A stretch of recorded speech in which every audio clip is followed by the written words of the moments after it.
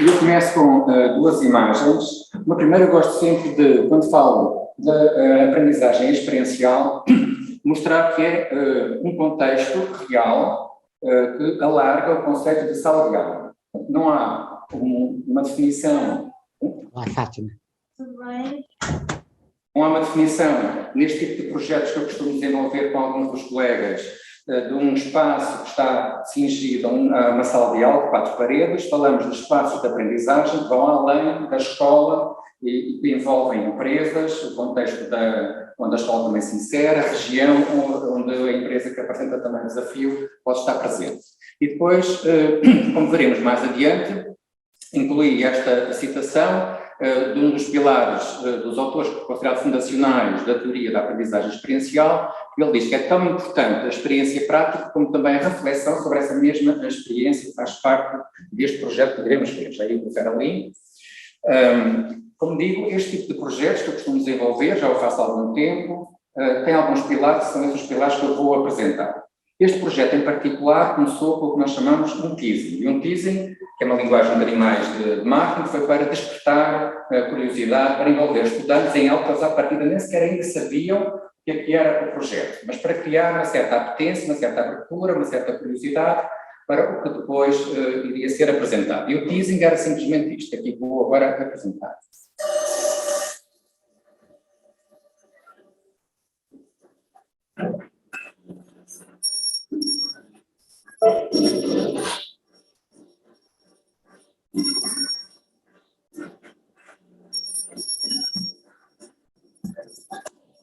O vídeo continua, associam certamente a um filme, não é? Um filme que é bastante conhecido.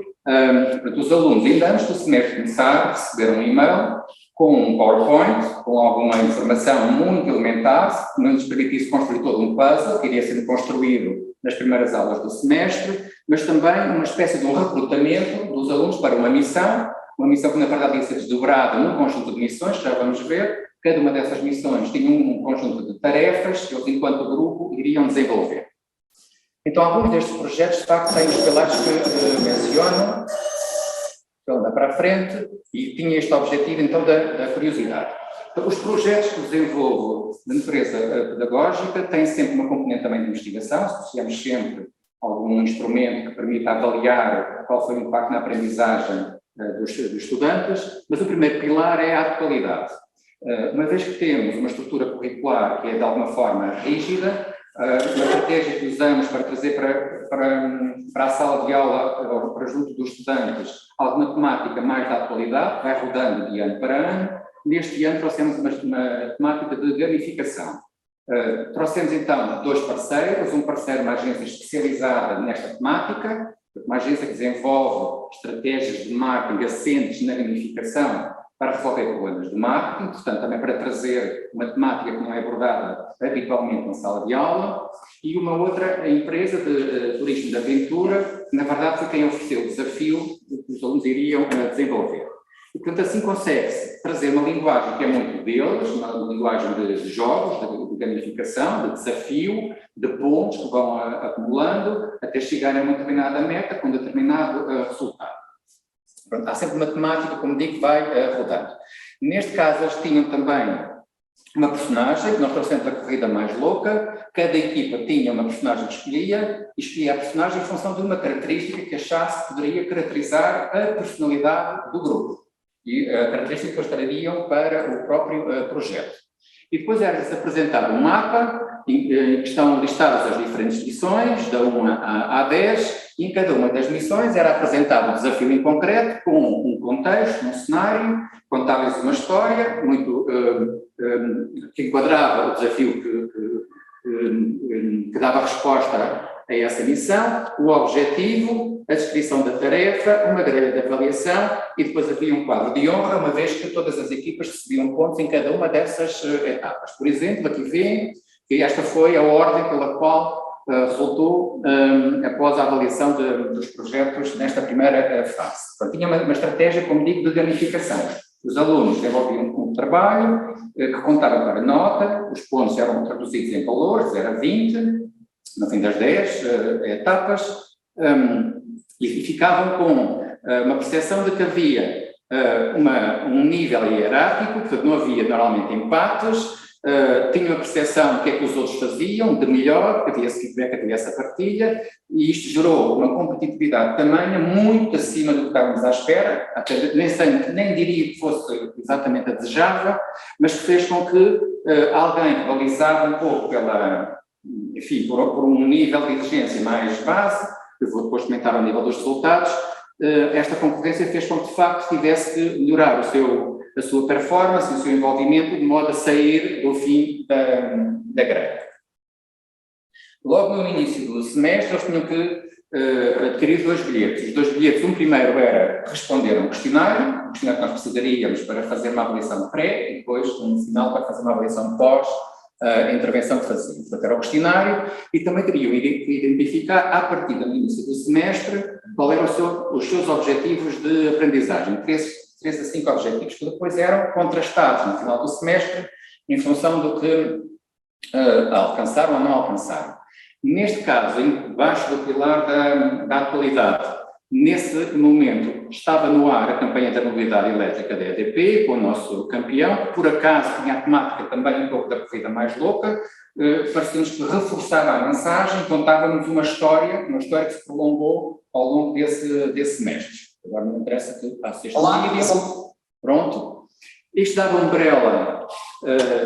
Este desafio tinha uma edição, a edição Game Edition, e estava numa umbrella designada por Marketing Connection Challenge, com os objetivos que nós tínhamos para a licenciatura, a equipa de coordenação na altura da licenciatura, que era constituída por 2 colegas, a Susana Galvão e a Graça Penteado e eu próprio, quisemos imprimir nesta altura. Então, tínhamos uma umbrella e em cada ano tínhamos uma edição, e a edição, neste caso, foi a da gamificação.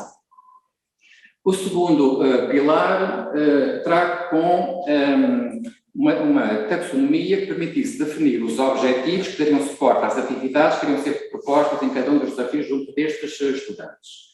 E a taxonomia que usamos foi a taxonomia de FIM. Não é das mais conhecidas, já sabemos, a Bloom é bem mais conhecida, mas esta em particular tem algumas características que eu vou explicar porque é que me pareceram mais adequadas para os objetivos que nós tínhamos neste projeto. Deste lado, do lado direito, vamos ver agora. Se aproxima um pouco com Bloom, um conhecimento mais teórico, em termos de aplicação, também de integração, faziam testes no início dos módulos principais para aferir o seu conhecimento, uma vez que não estavam imersos numa aula invertida, tinha uma simulação online e tinha um projeto vivo, mas na verdade esta taxonomia traz mais 3 dimensões que nos pareceram especialmente relevantes para este projeto. Uma dimensão humana, a identificação, a consciência, a autoconsciência de quem sou eu quando estou a trabalhar em grupo, uma consciência do impacto das decisões que tomamos em marketing têm na sociedade, e por outro lado também o objetivo de aprenderem a aprender e, portanto, terem consciência de qual é o seu estilo de aprendizagem, como é que ele é refletido quando estão a trabalhar em grupo, como é que isso pode ser trabalhado quando temos colegas com estilos diferentes para trazer com uma maior profundidade na aprendizagem que o aluno possa ter após este projeto. Então, pareceu-nos que esta taxonomia, de facto, era mais ajustada por estas razões. E vejam, por exemplo, uma das missões era exatamente a missão Make the World a Better Place. Portanto, para traduzir exatamente uma daquelas dimensões para que o aluno tivesse consciência de que a decisão de marketing tem impacto na sociedade onde está.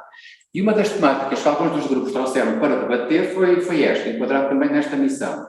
Há um concurso promovido pela Nestlé, o bebê Nestlé, que eu até pensei, eu trabalhei nesta vez que já tinha acabado há muito tempo, mas voltou. Nesta altura, na altura do projeto, houve uma polémica muito grande porque a Nestlé não aceitou este bebê porque tinha uma deficiência, tinha um problema como veem ali, e elegeu um outro. Isto gerou todo um buzz, toda uma notícia viral nas redes sociais e não só, que um dos grupos achou que era uma boa temática para se discutir. A questão ética que envolve, neste caso, um concurso associado a uma marca e, portanto, a uma ação de marca. Depois, todos os projetos que também desenvolvem pelos alunos têm subjacentes a construção de algo mais ou menos tangível. Portanto, um artefacto. que o Design-Based Learning permite exatamente trazer para a sala de aula este objetivo. Portanto, pode ser, por exemplo, uma app em que os alunos prototipam e depois desenvolvem um modelo high fidelity, como se costuma designar, portanto, um modelo muito próximo da realidade, que podem, a partir daqui, construir o seu portfólio e, acima de tudo, ter uma amostra, enfim, um portfólio, uma montra para o mundo do que são realmente capazes de fazer e não só do que dizem que sabem fazer. Portanto, parece-nos que é outro dos pilares importantes. Depois, o último envolve Kolbe. Kolbe neste ciclo de experienciar, refletir, pensar, agir, então trazer algo mais prático, refletir sobre essa prática, conceptualizar teoricamente e refletir na ação e num ciclo que se repete, nos permite construir momentos em que o aluno pensa sobre essa atividade, vê que conceitos teóricos é que estão subjacentes às decisões que está a tomar, testa se estes conceitos, tal como estão refletidos na bibliografia, traduzem os resultados que a mesma refere, ou se eles chegam a conclusões diferentes e vão experimentando ao longo dos desafios e ao longo da prática simulada. E isto tudo, portanto, o Kolbe, com o seu modelo de aprendizagem experiencial, traduzido depois na taxonomia de Fink, é o que dá a estrutura a este tipo de projetos. Os resultados talvez deixem mais fora do debate, isso já iria requerer mais tempo, mas os alunos foram avaliados quanto às abordagens à aprendizagem, se desenvolvia uma abordagem mais profunda ou mais superficial, depois se for preciso também posso explicar um pouco o que é que isso consiste, e também qual é a percepção que eles tiveram em relação a um desafio real, a um contexto que era real, então eles tinham que ir para o mercado, contactar com empresas, com clientes dessas empresas, e por outro lado também a percepção em relação à prática simulada, que eu posso, como digo, ampliar daqui a pouco. É isto. Então, boa tarde a todos e a todas. Eu venho apresentar um projeto de inovação pedagógica que se chama Articular, embora esta apresentação se chame Vamos Contar a História. Portanto, o projeto Articular tem como objetivo promover a articulação em algumas unidades curriculares da matemática com a linguagem oral e a abordagem à escrita. Já passo a explicar. Se continuar... Põe um bocadinho mais para baixo o cursor, para sair daí. O título da apresentação foi pensado e tem, achamos nós, tem algum significado, porque o projeto tem por base o trabalho com histórias infantis, portanto ali está a história, mas ao mesmo tempo trabalha a matemática, portanto temos o contar aqui com dois significados diferentes, o contar associado à matemática, mas o contar à história também. E neste projeto trabalham 4 pessoas, ou trabalharam, estiveram envolvidas 4 pessoas, a Catarina Delgado, a Mariana Pinto, que está também aí em casa, e a Ana Costa e eu própria. Portanto, nós já há algum tempo que trabalhávamos desta maneira, mas resolvemos, não sei porque é que tenho que fazer sempre isto, resolvemos dar corpo àquilo que vínhamos fazendo. E porquê? Porque, para além de sermos professoras de unidades curriculares associadas à didática da educação de infância, acompanhamos também a prática pedagógica dos nossos estudantes no âmbito do pré-escolar, do primeiro ciclo, mas neste caso do pré-escolar. E detectámos que as nossas estudantes tinham imensa dificuldade em construir propostas pedagógicas que articulassem mais do que uma área curricular, nomeadamente, e neste caso, no nosso caso, a matemática e a linguagem oral e a abordagem à escrita. Portanto, tendo em conta essas dificuldades, e porque também, sobretudo ao nível da educação pré-escolar, é muito importante a construção articulada do saber, que se faz articuladamente e de uma forma integrada, consideramos que seria importante desenvolver este projeto, que tem como objetivos fundamentais o promover a tal articulação entre áreas curriculares, a partir dos livros infantis, também porque este projeto tem também uma componente de escrita académica, Também teve como objetivo o estabelecer a ligação entre unidades curriculares da didática da educação de infância e o módulo de escrita académica, que entretanto se transformou numa unidade curricular de escrita académica, e também, deste modo, contribuir para o desenvolvimento de competências transversais dos estudantes, nomeadamente associadas à escrita. Não sei porque é que isto não vai diretamente, mas pronto. Em termos de ideias base associadas ao projeto, temos o nosso entendimento de articulação curricular, entre ideias, procedimentos, portanto, articulação a vários níveis. Temos a questão de que o desenvolvimento e a aprendizagem da criança, sobretudo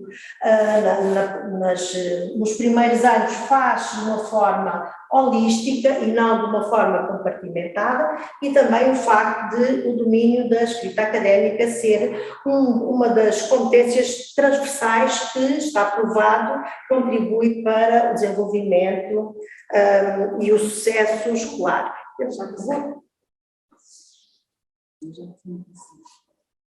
Não sei porque. Pronto. Portanto, como eu já referi, os participantes foram as nossas alunas da didática da educação de infância, do curso de mestrado em educação pré-escolar e ensino do primeiro ciclo, e de facto todo o trabalho desenvolvido no âmbito da UC Didática da Educação de Infância teve também esta perspectiva pedagógica, que é a perspectiva assumida pelas orientações curriculares de educação de infância. Portanto, nós temos de observar, registar e documentar para planear a intervenção do educador.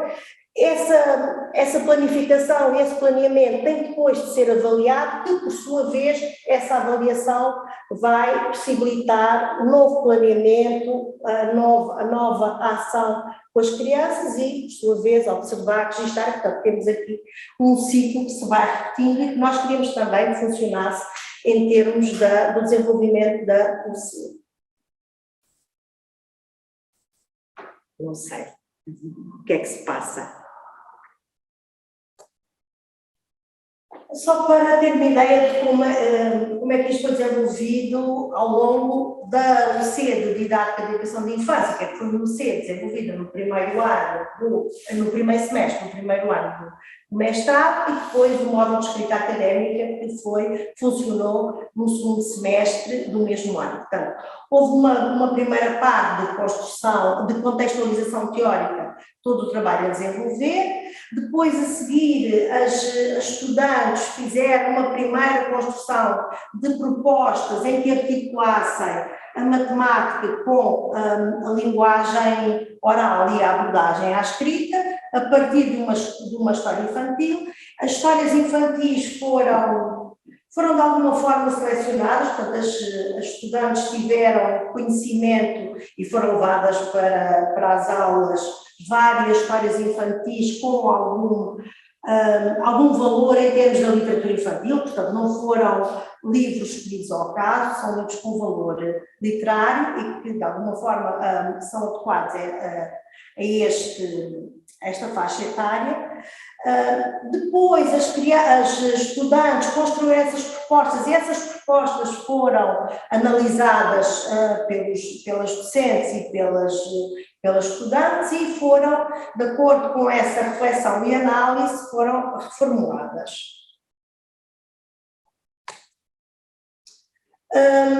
Depois, porque ao mesmo tempo se desenvolve o UC de Didática da Educação de Infância, as estudantes têm o contexto do estágio, foram trabalhar com as crianças do pré-escolar, no contexto de estágio, usando as suas próprias propostas pedagógicas e a partir daí foram capazes de refletir sobre a sua adequação, sobre as dificuldades ou potencialidades daquilo que fizeram com as crianças e, portanto, fizeram uma reflexão e que, mais tarde, todo este trabalho que foi desenvolvido, primeiro paralelamente entre a didática da educação de infância e o contexto de estágio, pode ser aproveitado no segundo semestre, no tal modo de escrita académica, para trabalhar, sobretudo, a introdução e o resumo de um relatório de investigação. Portanto, o que é que nós detectamos? Detectamos, de facto, que as ideias que os nossos estudantes tinham sobre articulação foram evoluindo à medida que foram construindo as propostas, que refletiram sobre elas, que as experimentaram com crianças no contexto da educação de infância e inicialmente tinham uma perspectiva de articulação, por exemplo, a partir da leitura de uma história, que era o português, portanto a questão da linguagem oral e da abordagem à escrita poderia ir sendo desenvolvida ao longo da leitura da história, mas, por exemplo, a matemática, na maior parte dos casos, aparecia sempre no último momento, portanto, na pós-leitura, que é o exemplo que nós temos aqui. Ou então aparecia, reparem, sempre o português ao longo da leitura da história, mas de facto a matemática aparecia sempre um pouco no final e um pouco desgarrado daquilo que se fazia na língua portuguesa. O que é que aconteceu no final? Depois de todo este trabalho, tanto as tarefas de língua como as tarefas de matemática acompanhavam todos os momentos da história e que eu não referi, mas que têm a ver com a pré-leitura, a leitura e a pós-leitura da história. Portanto, tanto a matemática como o português iam os diferentes desafios, as diferentes tarefas que eram propostas às crianças acompanhavam a história. E muitas vezes, porque, lá está, porque os livros que eram escolhidos eram livros com características especiais, de facto, a história, o desenrolar da história permitia mesmo fazer-se várias tarefas associadas não apenas à língua, mas sobretudo, ou em muitos casos, em particular, à matemática. Portanto, parece-nos que, por terem estado envolvidas neste trabalho, que as estudantes desenvolveram uma concepção de articulação curricular na seção de código, portanto, estabelecendo conexões entre conceitos, conteúdos e temas associados aos vários campos do conhecimento e, portanto, facilitando o tal conhecimento, a aquisição do conhecimento global, integrado, integrador e relacionado, com certeza, com uma perspectiva holística da aprendizagem, e também desenvolveram competências de escrita académica, tanto relacionado com o género associado ao relatório de investigação, porque o nosso objetivo era também desenvolver, que os estudantes desenvolvessem competências de escrita académica, porque também identificamos que quando escrevem os relatórios de investigação têm imensas dificuldades ao nível dessa escrita e, portanto, todo este trabalho pretendeu também desenvolver essas competências. E, portanto, parece-nos que este trabalho deve ser continuado, independentemente do projeto em si poder acabar, porque, de facto, se nós queremos que as estudantes, no contexto da educação de infância ou até do primeiro ciclo do ensino básico, façam propostas de integração curricular, em que articulem várias áreas do conhecimento, então nós próprios, no contexto das unidades curriculares, devemos também propor-lhes tarefas que sejam articuladas. E refletir sobre essas potencialidades. E também proporcionar contexto de escrita académica ainda antes de os estudantes começarem a construir o seu relatório de investigação, porque sentimos que, quando começam a construir, têm, de facto, muitas dificuldades ao nível da escrita própria do género de relatório de investigação. E pronto, e acabei, não sei se as minhas colegas querem acrescentar alguma coisa. Não sei, lá em casa, aqui presente, alguma questão, algum comentário para André, peço desculpa um bocadinho mais alto, eu não sei se estou a lá em casa. Oportunidade, caso não tenha, quais são os resultados obtidos no questionário final dos alunos.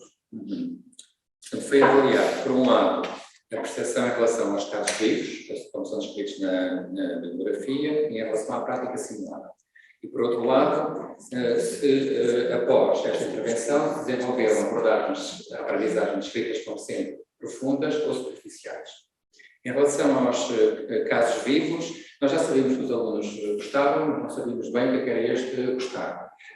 E as principais referências que saíram foi, primeiro, uma vertente aspiracional. É isto realmente o que é trabalhar em marketing, é isto que eu quero fazer quando acabar a licenciatura, ou não, por um lado. Por outro, as marcas têm problemas para resolver e através deles eu posso ter impacto na empresa onde trabalho e também no mundo através delas.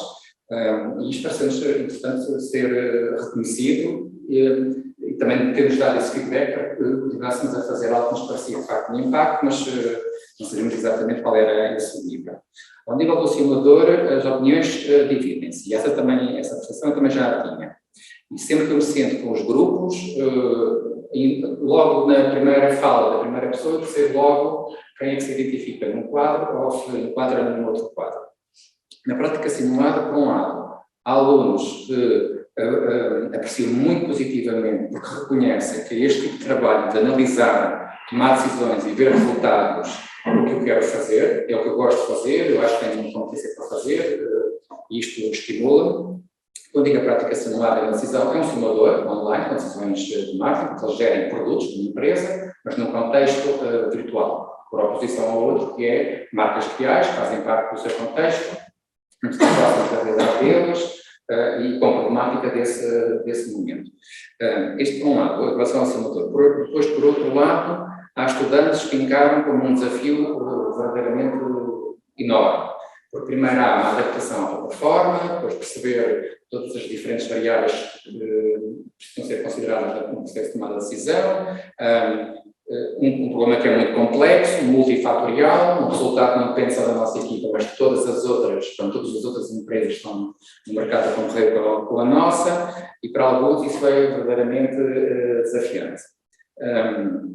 Se o modelo pedagógico for mais colaborativo e se deixar do lado deles a forma como se organizam nas equipas, percebe-se claramente que quem gosta, por afinidade com a prática simulada, vai fazer essa parte do trabalho e os outros vão se dedicar ou trabalhos de outras disciplinas ou trabalhos da mesma disciplina que estejam a decorrer ao mesmo tempo. E tendo essa informação, num semestre seguinte já fiz uma adaptação para uma vertente mais cooperativa, isto é, cada um deles era responsável por um produto em particular, mesmo que fosse difícil entrar na mecânica do jogo, na compreensão de todas as variáveis que estão envolvidas e nos resultados obtidos, não tinha alternativa, tinha mesmo que fazer com o acompanhamento quer dos colegas do próprio grupo, principalmente os que tinham mais facilidade de entrar nesse tipo de desafio, depois também nos momentos em que tinham comigo. E cada um desses produtos também concorria para o resultado da equipa, portanto, cada um deles era responsável por uma parte do resultado de toda a equipa. Fez com que se levasse uma certa fasquia, um certo envolvimento que tinham com a prática simulada. Já sabíamos que alguns não desistiam, mas entregavam a parte do grupo, isso eu já sabia quase sem desenvolver nenhum estudo. Mas a prática simulada realmente traz esta possibilidade também de identificar um grupo de estudantes que gosta do resultado pelo resultado. E por vezes o trabalho que era preciso desenvolver com este estudante era qual é o conceito que está envolvido na sua decisão, pode gerar algum tipo de resultado e como é que sabe que esse conceito é de facto mais adequado para o problema que tem em causa e como é que você consegue analisar esse resultado. Porque o estudante fica logo entusiasmado pelo resultado, quase como se fosse tentativa e erro. Eu experimento e deixa ver se resulta, eu experimento e deixa ver se resulta. E não era exatamente o que queríamos construir, como se percebe neste contexto. Não eram todos assim, existiam, vamos dizer, 3 grupos, um que não, pensava, elaborava, como é que eu dou a resposta estruturada, o que é que eu preciso saber para resolver este problema, outro tentava tentativa e erro, e os outros desistiam. Nós tentámos que se consegue obter pedagogicamente com a prática simulada, que eles dessem o próximo passo, qualquer que fosse o ponto de partida de cada um deles. Isto por um lado. Depois, por outro, o desenvolvimento das abordagens à aprendizagem, numa escala de PICS. Portanto, tínhamos uma abordagem à aprendizagem de natureza mais profunda ou superficial. A superficial, se é para o estudante que está muito focado na nota, na tarefa, no teste, prepara-se para aquele momento e depois não perspectiva muito mais do que pode ser para além daquele momento da avaliação. E, por outro lado, o outro aluno que diz, não, eu quando acabar o curso quero fazer isto, e para isto eu preciso saber isto, e portanto preciso praticar, preciso aprender, preciso estudar mais e mais e mais.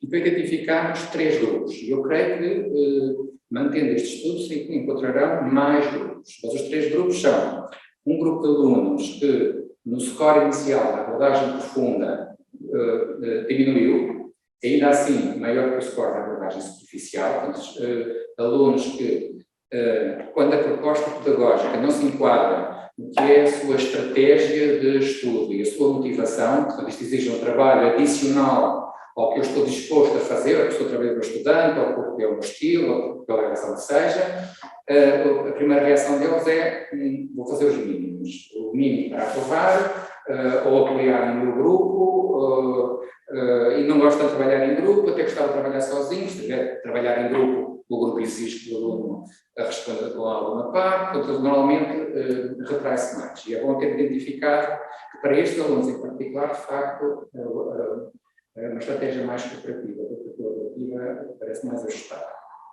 Por outro lado, temos os alunos que tiveram um comportamento oposto. O score na profunda aumentou. E aumentou muito porque para eles aprender é estar a praticar. Então, só faz sentido eu aprender um determinado conceito, uma determinada técnica, um determinado instrumento, se eu reconhecer que tem um sentido. Portanto, há alguma coisa que eu vou resolver, no caso de marketing, uma disciplina que eu dou em particular, portanto, tem um objetivo, tem um sentido, então sim, então vale a pena aprender isto, porque eu preciso disto para o passo seguinte que tenho que dar na resolução do problema. E estes alunos envolvem-se muito mais. Para eles, aprender a trabalhar em grupo, particularmente em grupo, discutir em grupo, quer os conceitos teóricos, quer os resultados, faz parte da sua estratégia. E depois houve os outros alunos que não melhoraram nem pioraram, foi uma grande parte, já um score que é bastante elevado. Digamos que o score na abordagem superficial até diminuiu, portanto ficaram com maior decalagem entre estes 2 scores e que têm um comportamento que é o que nós gostávamos que eles também tivessem, que é uma estratégia que resulta do estilo que damos para que o comportamento aconteça. E evitar o comportamento oposto do aluno que se retrai e que não se quer envolver, porque exige muito dele, não está disposto a Mas considera que esta nova abordagem de ensino traz melhores resultados do que a abordagem tradicional? Consegue quantificar essa melhoria? Na escala da percepção dos 4 modos de aprendizagem que resulta de Kolbe, identifiquei alguns pontos que me pareceram importantes. O primeiro foi o aluno, à chegada à minha disciplina, que é uma disciplina do segundo ano, segundo semestre, portanto tem que se enquadrar nesse contexto, já tem um percurso feito antes, não é? No ensino superior, é diferente se fosse um aluno do primeiro ano, primeiro semestre, seria interessante também avaliar. Ele já traz um score no fator da conceptualização abstrata, portanto, a parte teórica bastante elevada. Percebe-se, ou pelo menos parece poder concluir, ou induz, ou está induzido, que é uma aprendizagem já muito assente num modelo mais teórico ou prático, digamos assim. Assente em que há uma aula teórica, há uns conceitos que tem que saber e depois terá uma aplicabilidade num contexto mais prático. Esse score não variou muito. O que variou muito foi a experiência concreta. Eles reconhecem que este tipo de intervenção, trazendo uma certa realidade, portanto, realismo para a sala de aula, esse sim teve um crescimento bastante acentuado, que é muito apreciado pelos alunos na generalidade. O que não acontece, não se pode dizer que não acontece no outro contexto, porque não contrastei este modelo com um modelo tradicional com outro colega, não foi isso que eu avaliei, mas pelo score inicial e pelo score que depois obtiveram nestas 4 variáveis que eu agora a dizer, parece-me que a diferença veio deste realismo. O que eles apreciam no realismo é que me pareceu importante sublinhar e continuar a trazer para a sala de aula.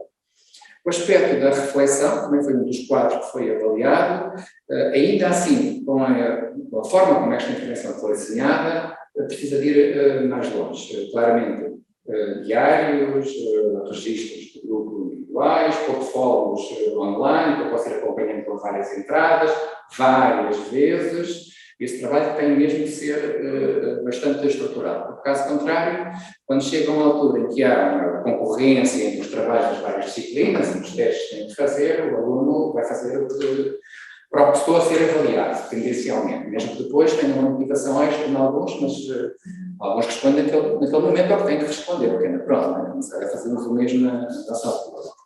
E isso é importante, porque a parte da reflexão percebeu-se que pode ainda ser incrementada e faz parte, como vimos na fundação da teoria, que é um elemento importante a ter presente.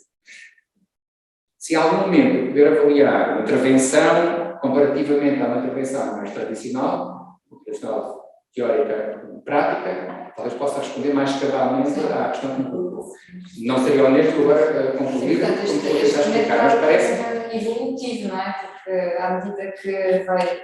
A questão é que depois estão sempre a mudar os estudantes, não é? Os perfis dos estudantes, é mais um desafio. É mais um desafio, E também pode ser no segundo ano, já traz a experiência prévia no primeiro ano e já estão um bocadinho já com mais conhecimento da realidade do ensino superior. Se calhar se um estudante for sujeito a esta abordagem pedagógica no primeiro ano, provavelmente poderá chegar eventualmente ao segundo ano já com scores diferentes em cada um dos tipos de isso seria interessante. E, de facto, inicialmente o objetivo era medir longitudinalmente, acompanhar o aluno do primeiro ano do primeiro semestre até ao fim, mas que a bibliografia não suporta este tipo de estudos, porque o aluno, de facto, tem várias disciplinas, vários professores, vários modelos, e portanto é muito difícil poder aferir, sabendo que também o próprio aluno, num determinado momento, pode ter uma abordagem mais, digamos, sofisticada, nada profunda, e noutras disciplinas, porque não gosta do estilo do professor, porque não gosta da temática da disciplina, ele até por natureza pode ter uma atitude mais profunda, mas naquela disciplina em particular, preferido. E os alunos não se tornam também mais exigentes que os professores, ou seja, depois de passar por esta experiência, será que não vão exigir outro tipo de metodologias aos professores que têm esse... Nem todos.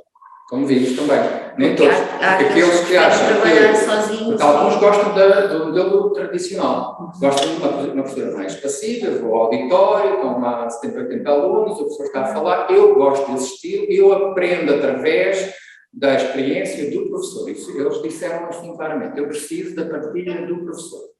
Por isso é que, como quero assim aferir rapidamente num grupo de alunos, como é que você gosta de aprender? Imagina que eu vou ensinar a andar de bicicleta. Você não sabe andar de bicicleta, eu vou ensinar. Como é que você aprende bicicleta? Um diz-me, eu salto a bicicleta e vou experimentar como é que se aprende. Outro diz, não, eu quero ver alguém andar de bicicleta e então depois eu entro. Já se percebe que há estudos diferentes. E vejo logo 4 respostas, eu dou 4 hipóteses e vejo logo, nem preciso aplicar a escala, enquadro logo. E procuro ter um grupo, e sim, portanto, diversificado. Se eu tiver um estilo muito diferente do meu colega e do meu colega, esta combinação vai criar um certo atrito bom, né? Está assim também descrito na bibliografia, que faz com que eu me vá tornando mais flexível e vá dançando entre diferentes opções, que era esse o objetivo de ter grupos heterogéneos, que é um grande stress. Num semestre, não os deixei formar em grupos, fui eu que os formei. Então, eles responderam ao questionário, eu identifiquei o estilo de cada um, depois eu formei, não imagina o stress que foi na aula, e formei os grupos na frente deles, uma tensão brutal na sala de aula, brutal. Estavam com imenso receio, agora com quem eu vou trabalhar? Eu trabalho contigo há tanto tempo, agora uma tensão muito grande. Vamos lá ver o que é que você me vai fazer, mas senti essa tensão. Mas, na primeira vez que fiz, eu não tinha história para lhes mostrar. Mas na segunda vez que fiz, eu tinha história para lhes mostrar que o resultado era melhor nos grupos heterogéneos, não necessariamente formados pelo professor, mas se naturalmente, organicamente, forem formados heterogeneamente, não sei se estou a dizer bem, mas às vezes misturo algumas coisas, mas o resultado do grupo é melhor, principalmente uma intervenção tão completa, tão diversificada como aquela que eu costumo oferecer, porque é uma prática parte do simulador, ou da parte dos casos reais, portanto, há uma diversidade. Se tiverem estudos diferentes no grupo, eles conseguem responder mais ou menos equitativamente a cada uma dessas fases. E se não, respondem muito bem ao simulador e não respondem aos casos dúvidas. O simulador é construído ou Não, já a licença que nós compramos, que a escola compra. Isto foi o semestre todo sempre. Não. Portanto, eles tiveram, como mostrei, 10 etapas, não é? Tiveram 7 com casos vivos, portanto, casos marcos, reais, mais atuais, e depois tinham um período de mais ou menos 5 semanas, quando eram 3 etapas, e tinham 7 rondas, 7 anos para gerir uma empresa. No final de cada ano, um resultado, pensavam nesse resultado, analisaram, tomavam uma decisão para o ano seguinte. E destes 7 anos eu analisei em 3 momentos distintos. Durante 5 semanas estava no simulador. O simulador tem um mecanismo impressionante que é, eles ficam à espera do resultado à meia-noite. Eles querem saber à meia-noite um segundo qual é o resultado. Mesmo que não gostem, a competição está lá. A concorrência está lá neste mercado. Só que depois... Que problemas é que o simulador põe? O simulador é fantástico. Para o marketing, mas pode ser... Sim, vários, não é? O simulador traz um problema que não está definido, porque cada empresa, é um conjunto de empresas no mercado que vende telemóveis, cada um deles decide quantos produtos é que quer lançar, com características, com investimento de marketing, se vende na Europa, se vende na África, este tipo de decisões, seja que se formam em marketing. Mas estas decisões não estão pré-definidas, nem os problemas estão identificados, ao contrário de um caso em que está um texto, que já se percebe que há algum problema para identificar, ali não há. Ali o aluno vai ter que identificar se há um objetivo de cota de mercado, ou de lucro, ou de ação, enfim, coisas mais da área da gestão, que não foi alcançado. Porquê que não foi alcançado? O porquê, nem eu sei, eu tenho que ir analisar ao detalhe, grupo a grupo. E eles também. Portanto, é um problema não estruturado, absolutamente ambíguo, complexo o suficiente, tem múltiplas variáveis que o explicam, que com envolvimento suficiente, que os alunos vão percebendo e vão integrando estes diferentes conceitos que precisam ter para dar resposta à identificação daquele problema. Isto com o tempo vai acontecendo e, portanto, também os vou ajudando a construir esse caminho. Mas a vantagem é esta, que o problema não é claro. Não é claro. Pode haver várias respostas para aquele problema. O aluno vai ter que justificar porque é que escolheu aquele caminho, este é o aluno ideal, porque é que escolheu aquele caminho e vamos ver se aquele dá o resultado que espera que dê. E mesmo que não dê o resultado que espera que dê, daí pode resultar uma aprendizagem bastante importante, que eu valorizo mais do que o resultado mensurável. Mas neste caso, enquanto o âmbito da disciplina, então o problema seria resolvido através de marketing, é isso? Através dos poderia ser, por conceitos, exemplo, através da tecnologia, ou podia ser através de... O projeto teve 2 fases grandes. Uma primeira fase que foi o segundo semestre do segundo ano, destes alunos, também envolveu alguns do primeiro ano, mas eu trabalhava mais com estes. Aí era uma vertente só de marketing. Depois tínhamos para um contexto ainda mais real e mais ambíguo. O simulador ficou para trás, ficaram só a parte dos casos vivos, e isso envolveram-se com os alunos de engenharia. Eram alunos de marketing e alunos de engenharia a responderem a problemas de empresas relacionadas com produtos ecológicos ou verdes, e tinham que identificar a problemática que pudesse ser respondida por estes 2 conceitos, por estas 2 áreas científicas diferentes, porque isto também vão encontrar na vida futura. Portanto, aí o simulador já tinha desaparecido, porque aí era mesmo uma imersão, tanto quanto fosse possível, no que seria o seu contexto real profissional. Mas o simulador, eu vejo muitas vantagens, mas é muito difícil construir este território de aprendizagem para todos os alunos, porque o projeto tem muitos. Os divididos em grupos, dentro dos grupos são muito heterogéneos.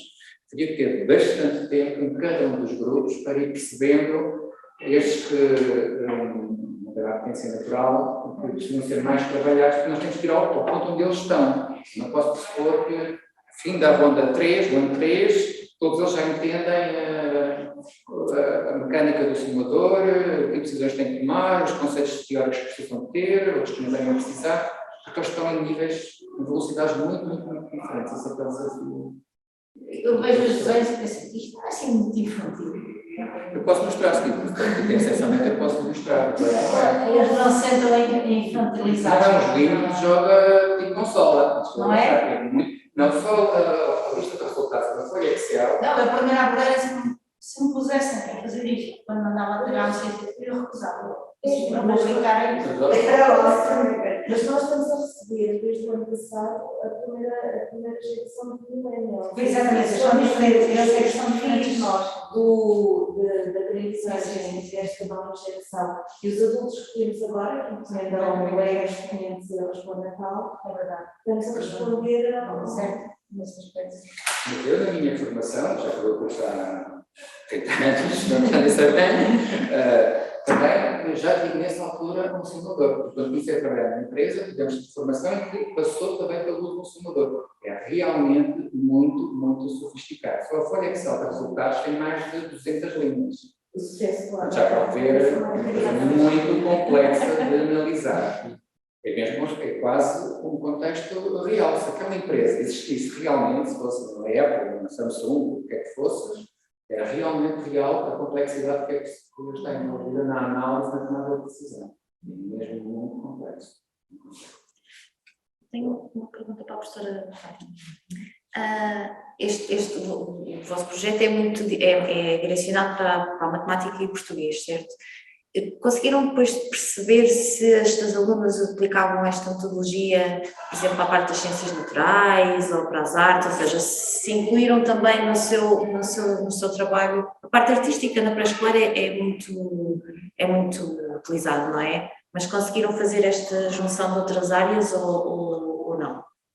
Sim, conseguiram. E eu, aliás, até estava aqui a falar com a Catarina, e embora o projeto tivesse começado de facto com esta tentativa de uma melhor articulação entre a matemática e o português, de facto neste momento nós professores e portanto consequentemente também nos parece que em termos de estudantes as coisas funcionam melhor, nós já estamos a trabalhar sobretudo com o conhecimento comum. Esta didática inclui professores de todas as áreas disciplinares do pré-escolar, tem um conhecimento comum, tem matemática, tem linguagem oral e a abordagem à escrita, e tem depois a parte da expressão artística, e nós já fizemos várias tentativas não tão estruturadas, tanto com as expressões artísticas. Neste momento estamos a organizar de uma forma mais estruturada toda a articulação com o conhecimento comum. E também, portanto, isto foi ao nível do pré-escolar. Neste momento também já evoluímos, porque nós somos mais ou menos os mesmos, as mesmas, somos quase só mulheres que trabalhamos nas didáticas. Portanto, neste momento já estamos a fazer um trabalho semelhante ao nível do primeiro ciclo do ensino básico, em que também trabalhamos com as nossas colegas de estudo do meio, portanto, na parte das ciências. E o resultado é... E os resultados são melhores porque, de facto, nós há bocado com a história dos slides, não sei se fui eu, se foi a Catarina, passámos a ler um slide, em que, exatamente, a coisa que eu por não falar nela é que nós falamos da importância do isomorfismo pedagógico, portanto, tudo aquilo que nós fazemos de maneira que, portanto, tentamos fazer o melhor possível, de maneira que depois os estudantes sejam capazes de fazer um trabalho semelhante, não é, isomórfico, àquilo que nós fazemos, e, portanto, articulando as várias áreas que, no fundo, fazem parte do currículo, tanto do pré-escolar como depois do primeiro ciclo, também ajuda os estudantes a terem exemplos e a poderem, a partir daí, trabalhar no âmbito do estágio e mais tarde em termos da sua futura profissão de uma forma articulada, uma vez que tanto a educação de infância como ao nível do primeiro ciclo se trabalha de uma forma integrada e articulada os vários domínios do saber. E foi feito juntar aqui uma questão, para além das áreas disciplinares de dentro da CIC, temos também as questões da cidadania neste momento, que vão ser incluídas nesta exploração das histórias infantis, que normalmente são aspectos que são importantes ser trabalhados desde os primeiros anos e que estão muito presentes em algumas das histórias. Aí há um cuidado, de facto, na escolha da história, na sua mensagem, naquilo que, do ponto de vista da formação enquanto cidadão, é importante salientar e trabalhar com as crianças desde cedo. Portanto, há também já aqui uma abertura não só para as áreas disciplinares, mas também para as questões mais gerais. E este projeto também teve algo... Desculpa, Sim. eu tenho uma formação ao começar, já temos formados à minha espera. Muito obrigada.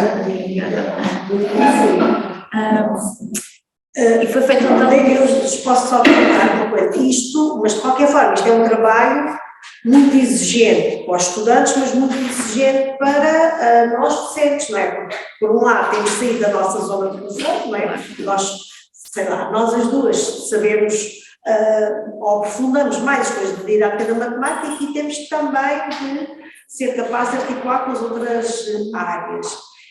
E por outro lado, porque em termos do tempo, também isso consome-nos muito mais tempo, quando nos distribuem as horas, não é? Nós temos as horas relacionadas com matemática, mas isto exige, e vamos voltar àquilo que já fizemos aqui, por exemplo, na ESA há 30 anos, existe estar em 2 ou mais docentes na mesma aula, a trabalhar com os mesmos alunos, não é? Portanto, duplicamos ou triplicamos muitas vezes o nosso tempo relativamente à distribuição de serviço, e, portanto...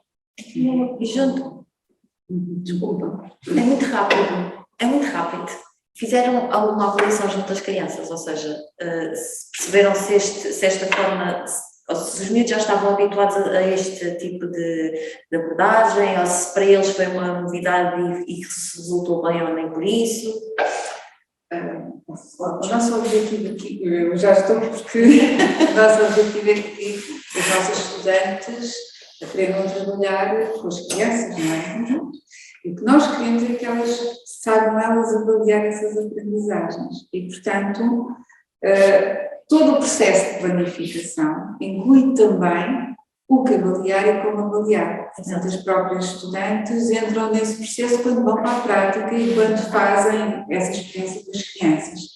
Portanto, nós, enquanto docentes, não vamos aos contextos contar as histórias. Damos mecanismos para estas estudantes, na sua prática pedagógica, desenvolverem todo o processo como sendo professoras das crianças. Portanto, quem faz essa avaliação são elas. Mas, de qualquer forma, nós temos alguma ideia desse impacto, não é? Porque as estudantes refletem sobre o trabalho desenvolvido enquanto estágio.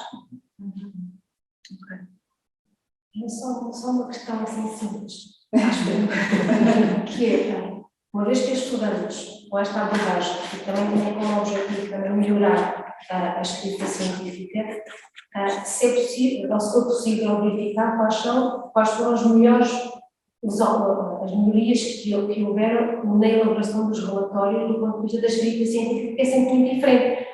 Daquilo que eu percebi, é que houver todo este trabalho, toda esta prática de ensino, leva a que as estudantes também pensem, também colocam hipóteses e também possam depois isto refletir-se quando vão fazer o seu trabalho.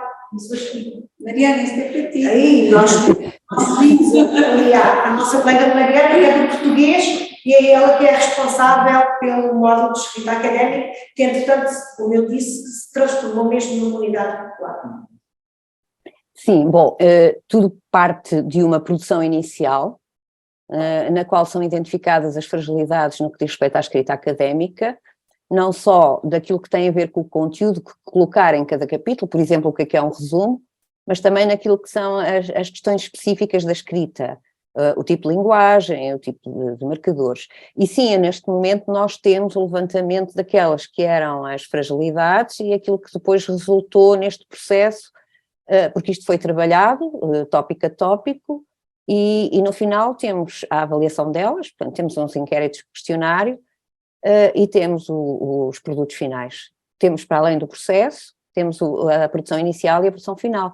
Posso dizer-vos que eu agora não tenho equipe, não estava, mas posso ir buscar, aspectos como a questão de estruturadores de informação, a questão de linguagem científica, mesmo do léxico verbal que deve ser usado, portanto, muitos desses aspectos. O que levou a que esse módulo, que fazia parte do MULC do mestrado, passasse a ser uma disciplina inteira, portanto isto também teve essa consequência, o resultado levou-nos a repensar e a fazer com que isto fosse mais abrangente e ocupasse um semestre e não apenas um módulo de uma disciplina. Obrigada. Agradeço a todos, em particular ao Paulo e à Fátima, por terem estado aqui connosco, por terem aceitado partilhar estes dois tipos de práticas, no fundo, que têm aspectos que se cruzam, preocupações que se cruzam também. E pronto, espero que os próximos momentos de Ciência à Conversa sejam também assim participados e que haja esta discussão final assim livre. Obrigada. Obrigada. Obrigado. Obrigada.